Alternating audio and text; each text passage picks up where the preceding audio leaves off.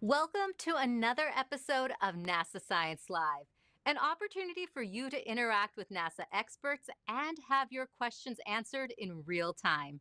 I'm your host, Raquel Villanueva, and today we are going to talk about NASA's Psyche mission. If you have questions throughout today's show, you can send them in using the hashtag AskNASA on social media or drop them into the comment box wherever you're watching. The Psyche spacecraft is preparing to launch October 5th to explore a unique asteroid, also called Psyche, orbiting the Sun between Mars and Jupiter. Scientists believe the asteroid may consist of a significant amount of nickel iron metal mixed with rock. It could contain metal from the core of what is called a planetesimal, which is a building block of an early rocky planet. Psyche may offer a unique window into the violent history of collisions that created terrestrial planets like Earth. I am joined today by two Psyche mission experts who are going to help answer your questions about the journey to a metal-rich asteroid. Dr. Carver Beerson is a Psyche postdoc at Arizona State University. Welcome, Carver. Thank you so much for having me. And Dr. Rona Oran is the Psyche Magnetometry Investigation Scientist at Massachusetts Institute of Technology. Welcome, Rona. Excited to be here. Thank you both so much for joining us to chat about this mission. Now, I have a question for you both to start. This is the first time we are sending a spacecraft to see a metal-rich asteroid. What do you think we will discover about Psyche? We'll start with Carver. Yeah, one of the exciting things about going to a type of world we've never been to before is there's so many new types of things we might find that we've never seen. For example, some people talked about the possibility of maybe there's iron volcanism, iron volcanoes on Psyche. And we just don't know if they're there or not until we arrive. It's exciting to see what we might find. Rona, what about you? Yes, Psyche is indeed a very unique object that we've never explored before. And there are many open questions. The more we look at it through telescopes, the less we know what kind of body it is, the less it fits into our mold of what planets, type of planetary bodies are made of. And uniquely to the magnetometry investigation that I'm involved in is that Psyche presents the possibility to be the first ever detection of a magnetized asteroid. So all asteroids we visited before were not magnetized and made of rock. Because Psyche is metal rich, it may actually be magnetized. Oh, now, speaking of metal rich, Carver, if we haven't visited this asteroid yet, how do we know that it may be the exposed nickel iron core of an early planetary building block? What observations have contributed to this theory? Yeah, well, there's two big ones. One is we can look at the mass or the density of Psyche, and it tells us something about what it's composed of. And the other is looking at how light, in particular radio waves, bounce off the surface. That indicates that there's definitely some metal at the surface. We don't know how much is metal. There might still be some rock mixed in, but there's definitely some amount of metal at the surface of Psyche. And Rona, what could studying Psyche teach us about Earth's own metal core? Yes, so our core is also made of metal, and we assume it has a lot of heavy metals in it. But it's so deep inside the Earth that we actually have no chance of ever visiting it. So while we do know that we have a core, we don't know exactly how it formed, when it formed, how it generated the magnetic field that we have that protects us from the space environment. And so visiting Psyche would actually be the first time humans, and probably the only time humans will ever have a chance to visit the core. Wow. Well, we have some questions coming in from viewers watching online. Remember, you can submit using the hashtag AskNASA or by posting them in the comments section wherever you are watching today. So let's get to some of these questions. Our first is from Suizwe Malisea, I hope I'm saying that right, on Facebook, who wants to know what caused the asteroid belt and what broke up the planets. Carver, do you want to start with that? Sure. So the asteroid belt, in one sense, is kind of the leftover materials from planet formation. So you have a bunch of material that, as the solar system was forming, you had lots of small bits of rock and ice and mostly rock in the inner solar system coming together to build the planets. In between Mars and Jupiter, we have these leftover bits. Some of them formed into larger planetesimals that then would have impacted into each other, scattering apart, breaking into smaller pieces. And it could be that Psyche was one of those larger planetesimals that had a big impact like this. And so it's just the core that's left over for us to go visit now.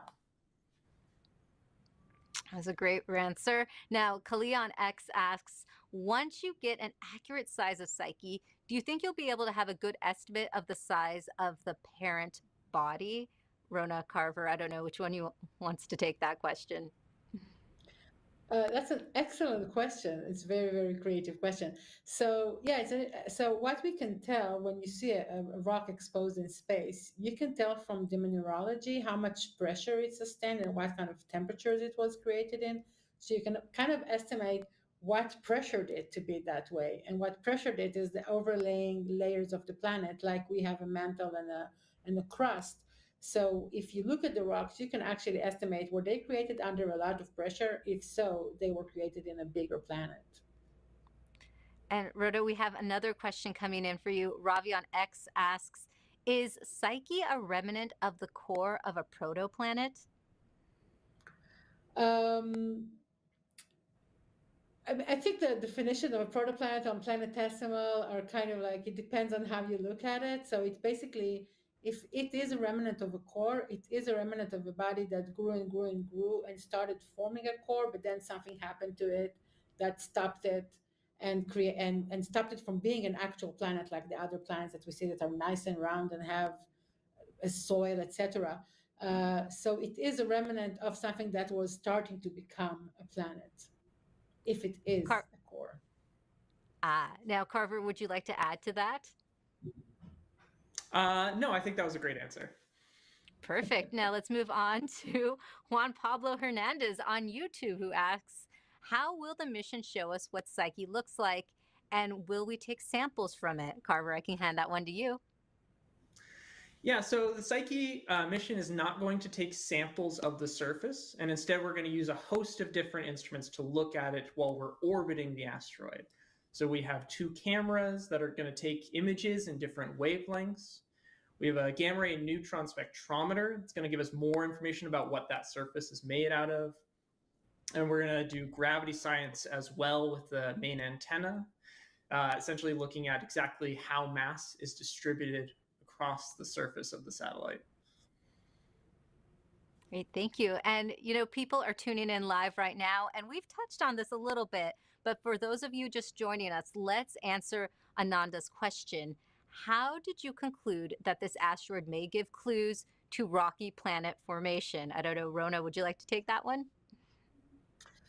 Sure. So 99% of the asteroid that we see in the asteroid belt are made of rock, and all the asteroids that we visited are made of rock. And actually, metallic asteroids, something that we call M-class asteroids, is something that we haven't really seen. We see them as really, really little dots. We haven't visited them by spacecraft, but as Carver mentioned before, they do reflect the light in a certain way. They do reflect electromagnetic radiation in a certain way that suggests that they are shiny. They're like a metal. So we know that they consist of a lot of metal in them. We don't know exactly how it looks like. Is it a big chunk of metal? Is it metal mixed with rock?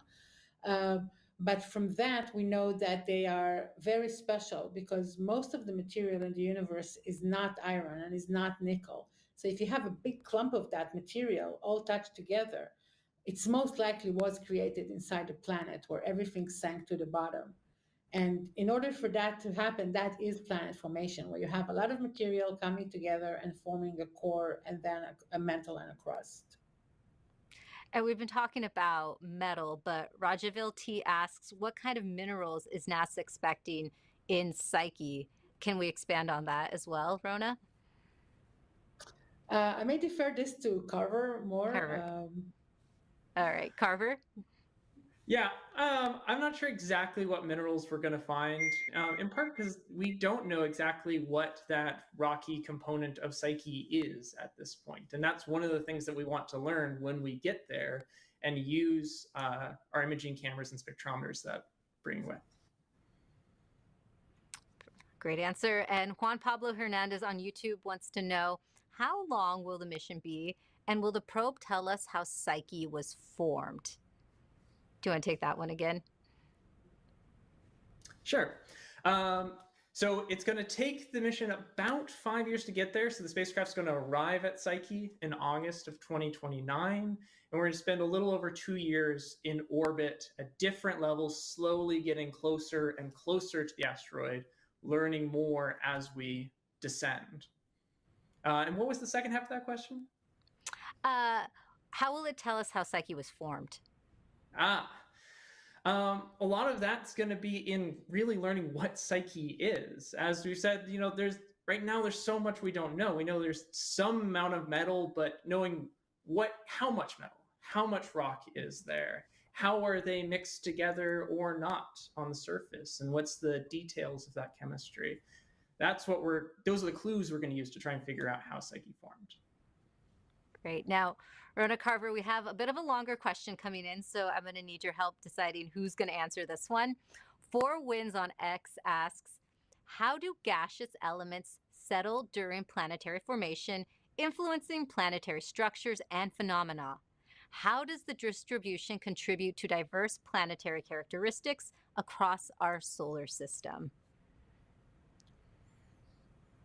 Okay, so when we look at the solar systems being born, we actually don't just see gas, we see gas and dust. And that's really important when you have those tiny grains of dust.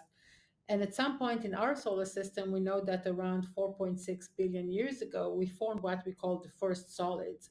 So if you look at the universe when it creates stars, it's only gas. But at some point, our solar system started creating little solids that you can still see in meteorites that fall to the Earth, that nothing touched them. You can actually see them just as they were. And from that point on, you can think about it that a lot of grains just like sticking together, have billions of years to do that. And then slowly you start to form the planets. So depending on what kind of dust mixture you start with, that would determine what kind of planet you're going to form. So if you have almost no metal around, you will have less metal in those grains that you would create. And we also see that our planets really, really change where you sample. If you look at the planets that are close to the sun, like Venus and Mercury and Mars and us, they are terrestrial planets, while the planets that are further out from the sun are gaseous giants like Jupiter and Saturn. So all of those things really have this diversity of planets, as you mentioned, and it really depends where you were formed, when you were formed, what was around you when you were formed. Thank you, Rona. And I have another question for you. Ding Panda on YouTube is asking, being a metal world with magnetic properties or possible magnetic properties, what possible interferences are being planned for already? Oh, excellent question. Okay, so we are really, really excited about the opportunity to discover that Psyche is magnetized. We don't know if it is, so we really planned the mission, the instruments. We worked with the engineering teams and everyone to really make sure that if there is a magnetic field in those rocks, we would be able to measure it. So we are planning on actually detecting the disturbances as small as they can be, that we can actually detect them. On the other hand, there is a possibility that Psyche would be very magnetized, and then it will form a cocoon around it, what we call a magnetosphere, which is basically the area around the body that is shielded by its own magnetic field and shields out all this space radiation and space particles. So all spacecraft are actually built with shielding on their instruments and on their hull in order to protect them from space radiation and from extraneous magnetic fields. So we've already made sure that if Psyche is magnetized, we're not going to damage the spacecraft. Right, thank you. Both have been offering some great insights so far. We have some more questions to get to. Luis Pave on YouTube asks, when is the mission launching and on what rocket is it going to be launched on? Carver, do you have an idea? Yeah, so the plan is to launch on October 5th, and it's going to be launching on a SpaceX Falcon Heavy rocket. Perfect, thank you. And Jacob on Facebook asks, what methods are used to determine the density of such a cosmological body like Psyche? Rhoda Carver. Rona, do you want to take that? So mostly how we determine the density of bodies that we see from very far away is actually to determine their size and their mass, and that gives you the density. The size you can kind of get from radio observations, and Carver may want to add to that later. And the density and the mass you can determine by how this body interacts with other bodies next to it. So usually we just look at this body and how it behaves with respect to other bodies using telescopes for a very long time. This is how we do it for planets inside and outside of the solar system, and the same for asteroids. Carver may want to take more about the Sure. mass One of the sizes. cool things about what we've been able to do with Psyche is the Arecibo telescope was actually used to send radar signals at Psyche and listen to how they bounce back. And from that, we actually have a pretty good idea of the size and shape of Psyche, at least at a broad scale right now. And that helps with figuring out the size for that density estimate, like Ron was talking about. Perfect. Thank you. So we have another question from Luis Pavel. He wants to know what instruments are on board the spacecraft. Rona, would you like to try? Sorry, I didn't hear you. I was saying, Rona, would you like to take that one? Yeah. Yeah, so we have three main science instruments. It's the magnetometer that measures the magnetic field. It would be measuring the magnetic field around Psyche and from Psyche, hopefully. We have the imager that will be imaging the surface of Psyche, characterize its surface, characterize craters, any kind of structures on it, geological structures. And we have the gamma ray neutron spectrometer, which is basically a detector that picks up particles that sputter off of the surface because of cosmic radiation. And that helps us determine the chemical content of the minerals that were sputtered from. So how much iron, how much nickel the surface has. And putting all of this together with the gravity experiment that will be using the high gain antennas and the radio, as Carver mentioned before, for those of you that didn't hear the beginning, putting it all together, we would be able to build the history of Psyche. You both are doing such a fantastic job answering all these questions. I have one for you, Carver. Hydromic on YouTube asks, why are some asteroids made of metal, but others are not? You know, that's a great question, and it's part of why we're going to Psyche. This will be the first metal-rich asteroid that we've gone and visited and explored in this way. And that's one of our questions is, how did it get to be this way? We have some ideas, some hypotheses going in, like maybe it was part of a larger planetesimal where this was the core and then there was some sort of rocky mantle on top that got stripped off in a giant collision, a giant impact. But we don't know if that's what happened or not, and that's why we're going there, is to find out. And we have one more question for you from Iceland Animations on YouTube. Wants to know, how big is the Psyche asteroid? Its radiuses are 250 kilometers. So it's about the size of the state of Massachusetts.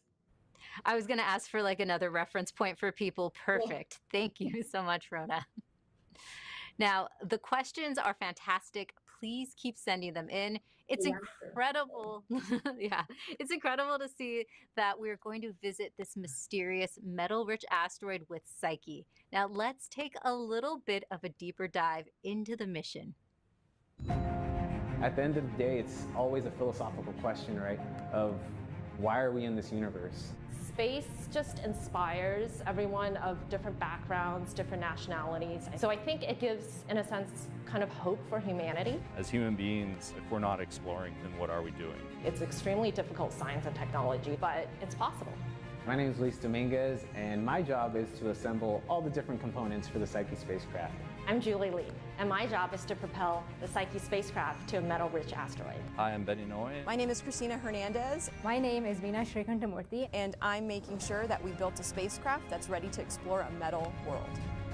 What's really exciting about Psyche being a metal-rich asteroid is we haven't yet had the opportunity to explore a planetary core. And that's what we actually think happened to Psyche. There is a theory that this metallic asteroid may be very closely related to the materials that made up the core of our own planet.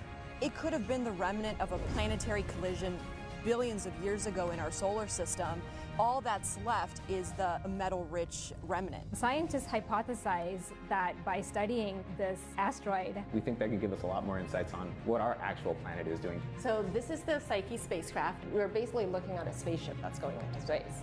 And welcome to High Bay 2 at JPL. We pulled together all the different components that everyone's building, and so this is where we control the Psyche spacecraft. They dictate how things happen on the floor.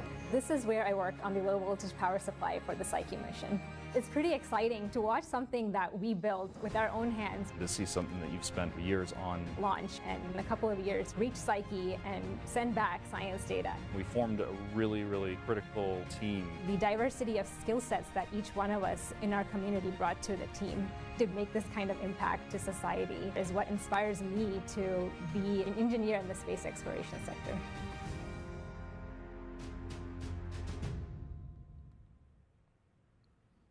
Seeing that video makes me think about how many individuals are required to achieve a mission like this. Now, I have a question for both of you.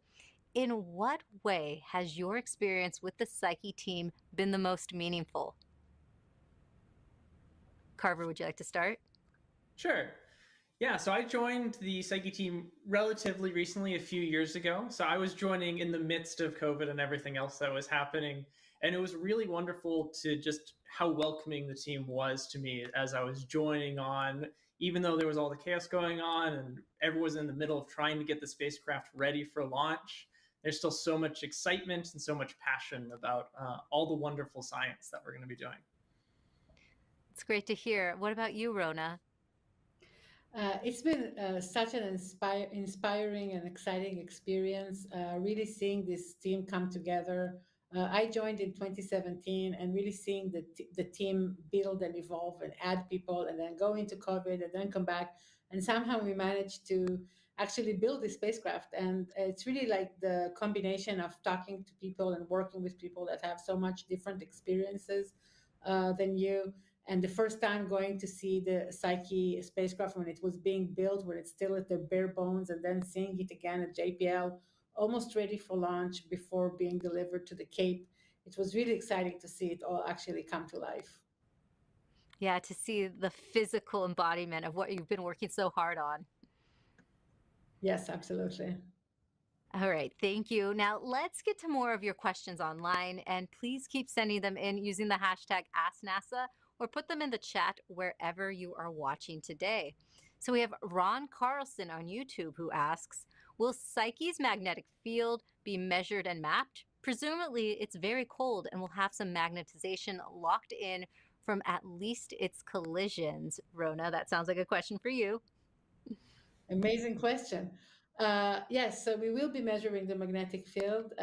We have designed with all of our collaborators at NASA and Denmark Technical University and here at MIT, two magnetometers, two semicircular objects that measure the magnetic field very, very delicately and try to tell if the body that you see here on the video is actually harbors some magnetic field that's locked into the rock. So these rocks formed inside magnetic field when they were in a molten state, and then they slowly froze and became solid, locking in that magnetic field. And that ancient magnetic field is the field that we are trying to now detect. Wow, thank you. And Gary Walters on X is asking a question we've touched on before, but if you're just tuning in, he wants to know, will the spacecraft retrieve any materials from the asteroid? Carver?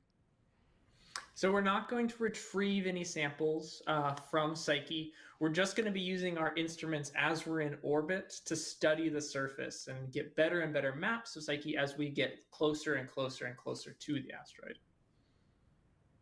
Great. And Carver, a few more people are asking, when will this mission be launched? We're going to be launching October 5th. And then it's going to be about 5 years before it arrives at Psyche itself. So it'll arrive at the asteroid in August of 2029. Great, thank you. Curtis Horn on YouTube asks, do we know about near-Earth asteroids that are also metallic? Rona?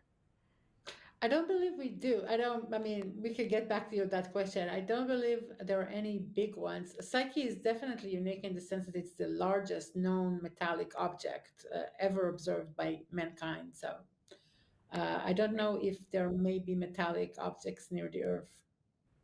Great. Some of Curtis, them great reach us question. sometimes because, yeah. We'll get Uh, back to him with an answer. yeah. Thank you. And then Johnny Cheese on YouTube asks, how many cameras are on board and what will the resolutions of the images be? So the Psyche spacecraft has 2 imagers on board, and the image quality or the resolution is going to get better as we move later on. And as the spacecraft gets closer to the surface, we'll be able to see more detail on the surface. With the best images, we're hoping to be about 5 meters per pixel, or about 15 feet per pixel across on the surface. And I have another question for you, Carver. Max Shivitz on YouTube wants to know, what's the difference between an asteroid and a protoplanet? So asteroids we see today in our solar system, most of them are spread out between Mars and Jupiter.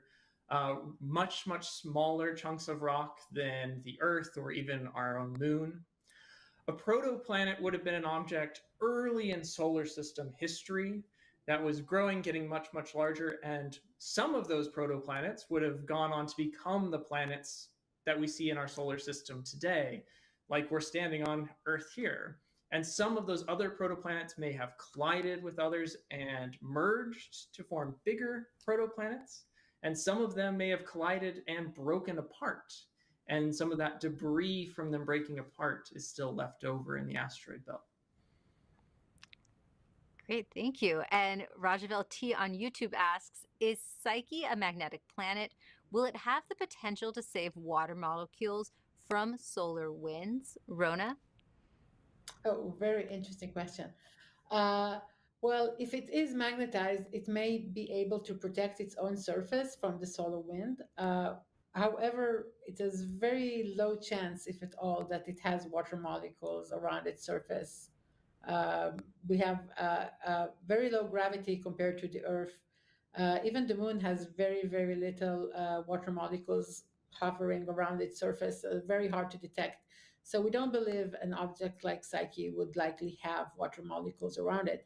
But Psyche's magnetic field will definitely, if it exists, will definitely be able to shield it, at least in part, from the solar radiation, solar wind, and cosmic rays. And we're still getting some great questions that are coming in. A viewer on YouTube is asking, what is the diameter and the gravity of the Psyche asteroid? Carver, do you know that one? Rhoda, you just gave the size a minute ago. Do you want to? Diameter is 250 kilometers. I don't know, it's in miles, but it's basically the size of Massachusetts. And I don't know about the gravity. Maybe Carver can estimate. We could maybe get back to them. Yeah. Well, that was a great question from this viewer. We will get back to you with that answer too. Thank you. And I really do like when you put it in like that size method, the size of Massachusetts, that really adds like some great perspective on it. Bonnie on Facebook asks, if the inner core of a planet was going through space, what would you call it? An asteroid or something else? We'll call it Psyche. That's a perfect answer. Kevin Cook on YouTube wants to know, how close will the spacecraft come to the Psyche asteroid? I think the closest approach is around 70 kilometers. All right. Thank you. And then a viewer wants to know, what is the amount of material within the asteroid belt be enough to form a planet? What is the possibility that the belt is a transition phase, like Saturn's rings? Carver? So there's not enough mass in the asteroid belt to form a planet, even of like the size of Mars. There's just not that much material left over there. And we see a lot of surfaces on some of these asteroids that are very old and have a lot of craters from previous missions, like the Dawn spacecraft that went to visit the asteroid Vesta. So we know that there's a lot of these asteroids that have been there for all of solar system history. And it's not something that's actively like forming and creating new planets there right now. These are literally just the leftovers from these processes that happened when all the planets were forming billions of years ago. And I think I have a follow-up question for you. Shalom Hammer on YouTube asks, does Psyche have any moons? It does not have any moons that we know of at this time. We wouldn't expect there to be any that we like haven't seen yet, unless there's maybe just some very small debris kind of trapped around in orbit. But we haven't seen any moons at Psyche. All right, thank you, Carver. And we have another question coming in from J2X on X is asking, it is an interesting mission, no two ways about it, but what does NASA plan to do with the data following a successful mission? Further research and understanding only, or a basis for follow-on missions to similar objects? Rona? That's an excellent question. So we are explorers. We always think about the next mission. So every mission every planet that we visit, every object that we visit, all the information is gathered, is analyzed by the scientists that built the instruments and being then distributed to the public. So you can actually go on NASA websites and download all the data from previous missions. And then you and everybody around the world can think about what would be the next question, the next object we would be going to explore. And even before then, when we plan a mission, we only plan it to so many years, a few years of orbiting the asteroid Psyche, for example. But if the spacecraft remains intact, we always think about, oh, if we actually survive those first 2 years, what are we going to do next? Are we going to land on the object? Are we going to go visit another object? And almost every mission in the recent years that you've seen actually extended itself and chose another target. So you don't even have to wait for the next mission. We'll just keep exploring with the spacecraft that we have, hopefully. Those are some exciting possibilities. Carver, do you have anything to add? No, that was a great answer. Perfect. We'll go on to Space Guy on YouTube. Why Psyche? Aren't there any closer asteroids that could be visited?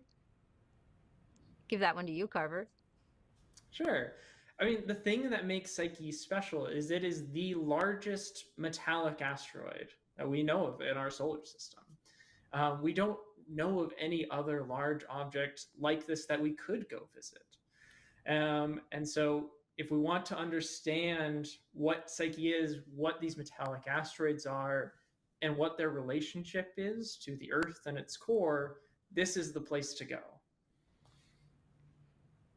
Great. And Sana No Man on YouTube asks, how was the Psyche mission planned? I'll give that one to you, Rona.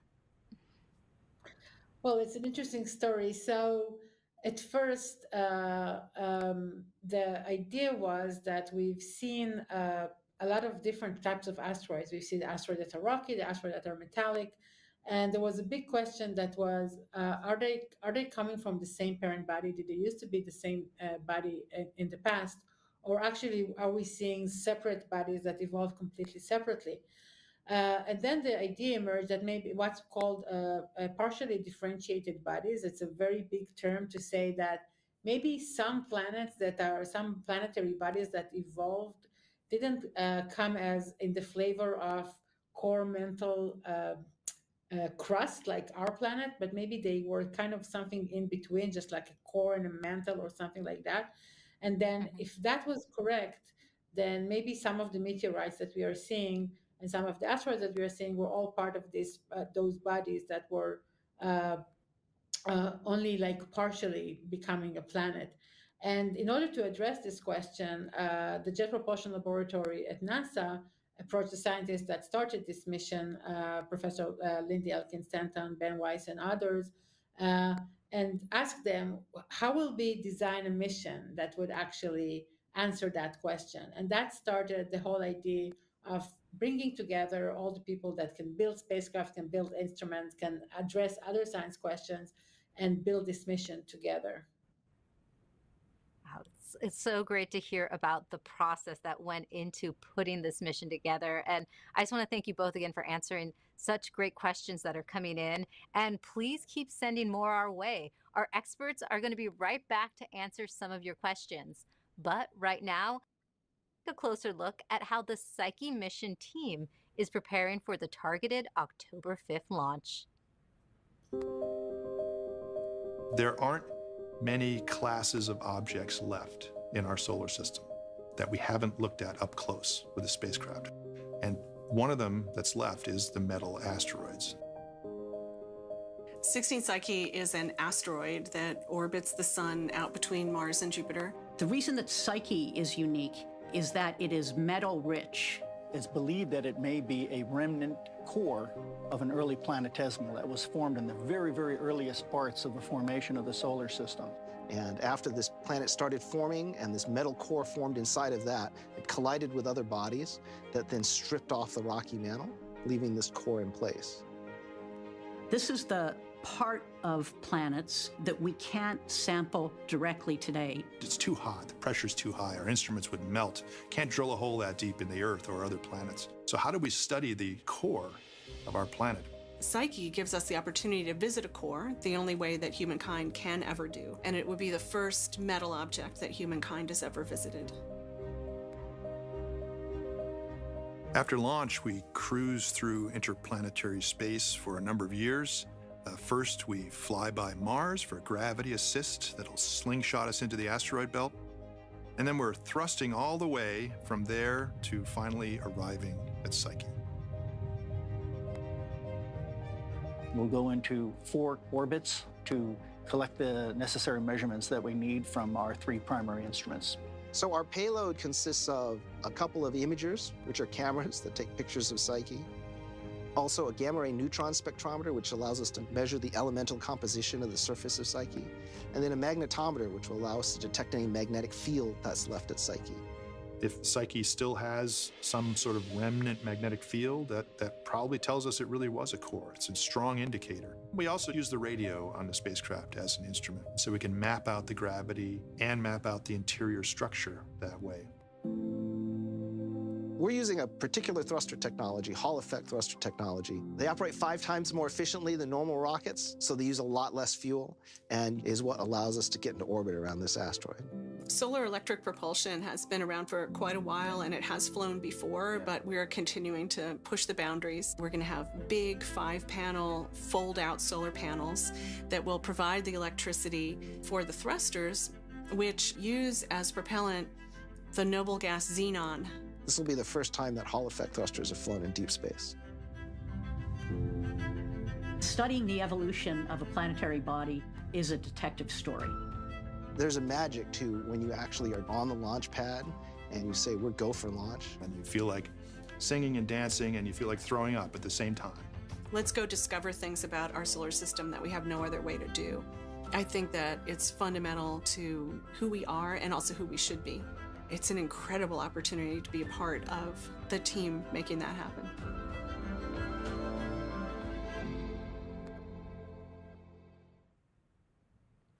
It is great hearing about the mission and what it will discover, and it seems like many of our viewers are feeling the same way. We have lots of questions still coming in, so let's get to a few more. Our next question comes from Ding Panda on YouTube, who asks, will the data collected be immediate release to the public? If not released as it's received, when will the data be released? Rona, do you want to take that one? We have a turnaround of just a few weeks. So we just have to make sure that the data is clean and organized and processed correctly, and it's released fairly quickly. And then we have a viewer on X asking, what will happen to the spacecraft upon mission completion? Carver, do you know? Sure. I mean, right now, we don't know. There's going to be about a 2-year period of science operations as we're moving closer and closer. And then kind of as Rona was talking about a little bit earlier, once we get to the end of that period of time, then there'll be discussions about, okay, well, what do we do now with everything that we've learned over this amount of time and looking at how much fuel's left on the spacecraft? there'll be conversations then to try and figure out what those next steps might be. But we don't know how the mission will end at this point. Still a question mark. So Bubo Science on S asks, metal rich, which metals are expected to be found? Rona, do you want to take that question? Sure. We mostly think about iron and nickel when we talk about Psyche. We know from how light is reflected off the surface, as we explained before in the beginning, that it does have a lot of metal content. We don't know how much. We don't know if it's only on the surface, mostly inside of the body, but it's mostly iron and nickel and minerals that contain iron and nickel. And Rona, I think we answered this question beforehand, but if you're just tuning in, Bonnie Seeberger on Facebook asks, how close will the craft get to Psyche in its orbit? Is this something we might have to get back to them? It's around 70 kilometers, so a little bit less than Psyche's actual radius. So Psyche's radius is 113 kilometers. Its diameter is twice that, almost the size of Massachusetts. And we are going to be close as around a little bit less than its own radius. So we're going to see it pretty close up. Very nice. And Sojourner on Facebook wants to know, will the Psyche module be collecting any other images or taking any other measurements on its journey to the asteroid? Carver, would you like that question? I'm not aware of it. Rona, do you have anything? Yes. So the minute we launch, we go through a process where we turn on all of our instruments one by one, a few days apart, and we start measuring from the very beginning.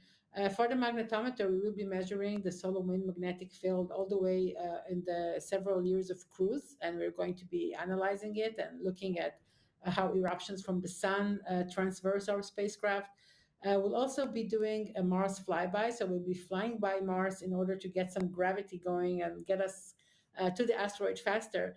So when we get closer to Mars, we're definitely going to use that as a science opportunity and use our instruments to measure Mars's environment.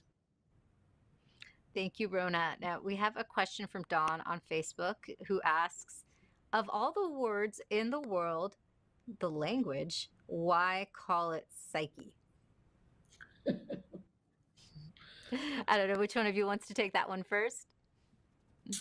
Well, it's actually called officially 16 Psyche, and the 16 there is actually the number of how many asteroids were discovered. So it was the number 16. So that kind of tells you how far away in history it was named that way.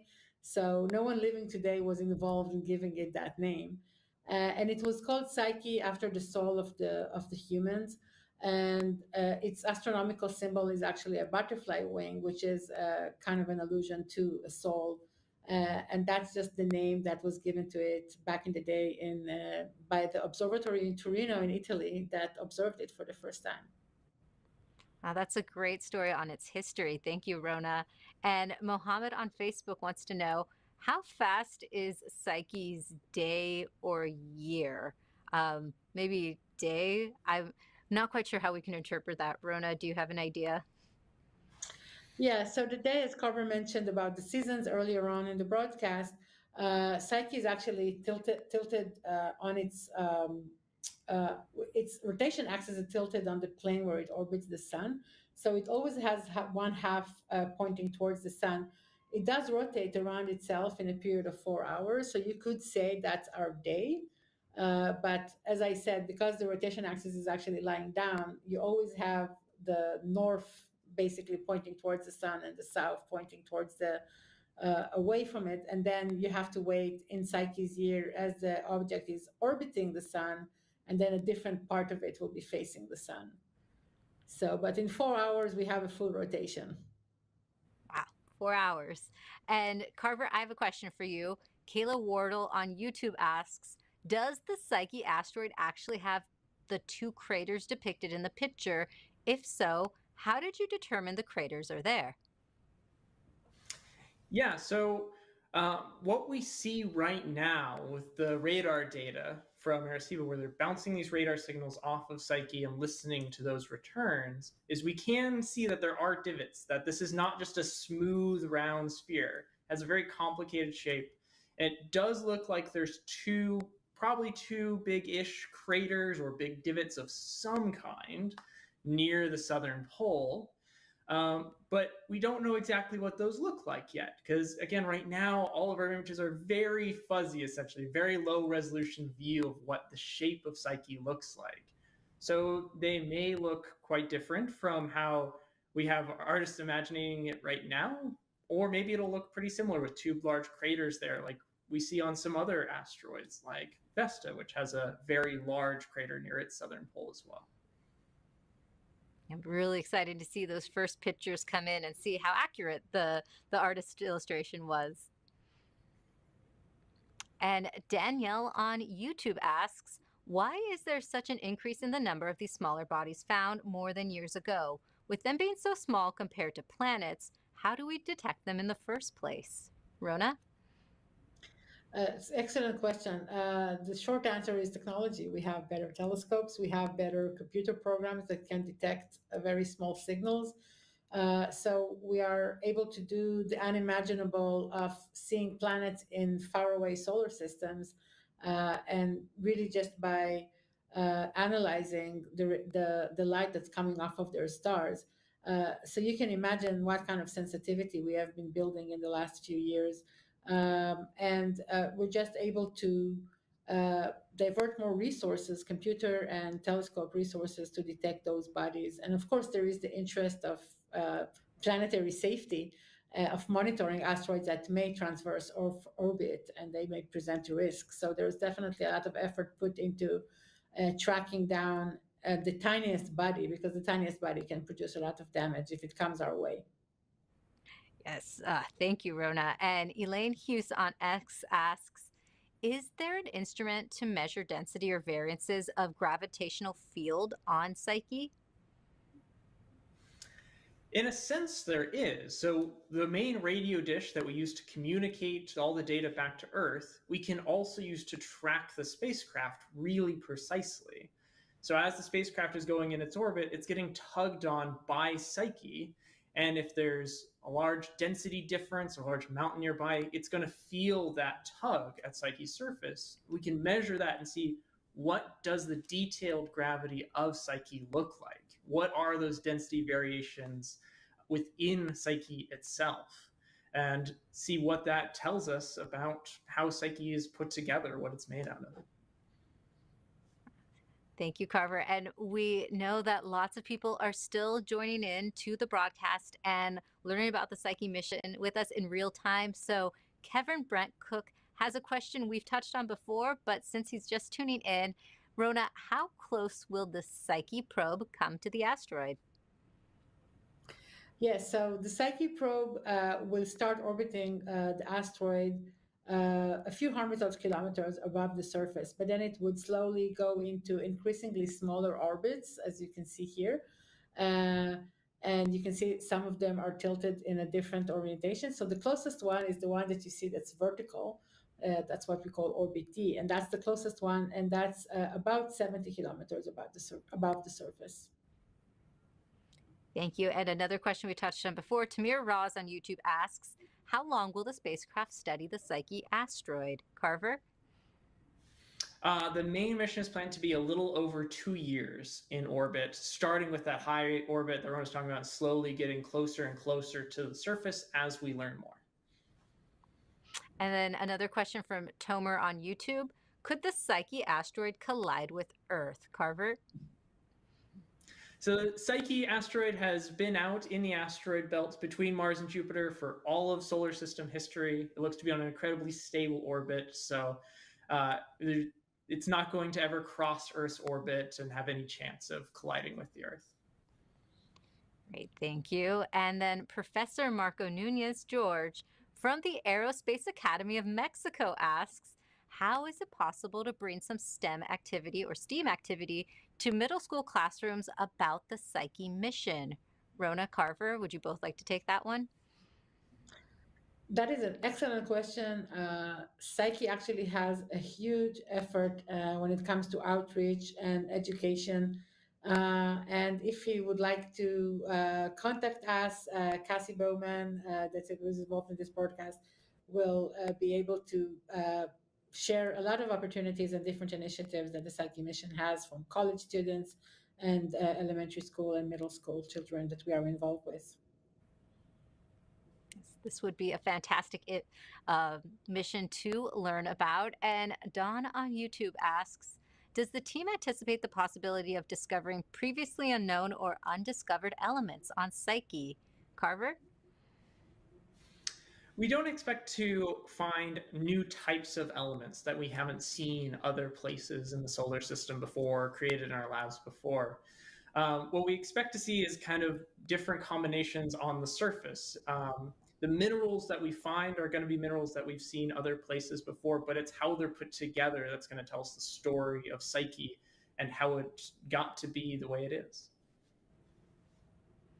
Great. And we have another question about launch. I'll see if we can answer this one. Crash on YouTube asks, how long is the launch window? I know it's instantaneous, but how many days do we have a chance? I'm already expecting to spend some time at the Cape. That's great to hear. Rona, Carver, do one of you have an answer? Well, we're all planning and excitedly waiting to spending some time on the Cape. So the launch window for each day is very, very short. We plan to launch around 10 a.m., 10:30 a.m. And if the conditions do not permit it, we're just going to skip to the next day. I think the entirety of the launch opportunity is about 3 to 4 weeks, but I can double check. Yeah, we'll get back to you with an answer. Thank you, Crash. I'm excited for you to go to the Cape.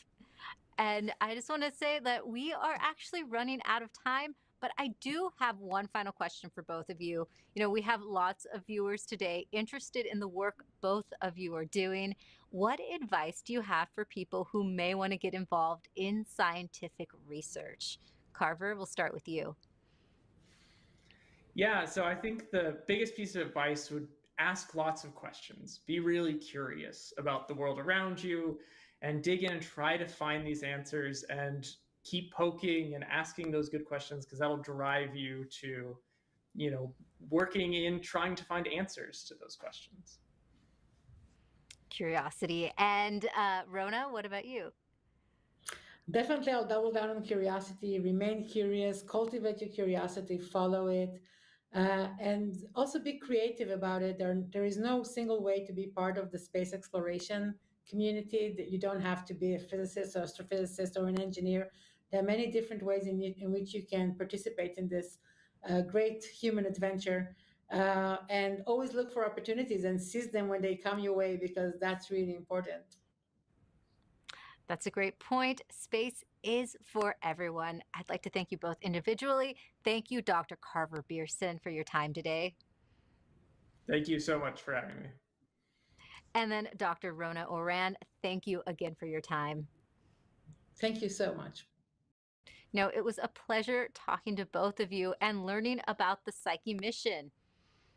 You know, I'd like to also thank everyone tuning in online. I love that we were able to answer so many interesting questions. We hope you'll keep following NASA's efforts to study these mysterious worlds. To stay updated, follow NASA Solar System on Facebook, X, and Instagram.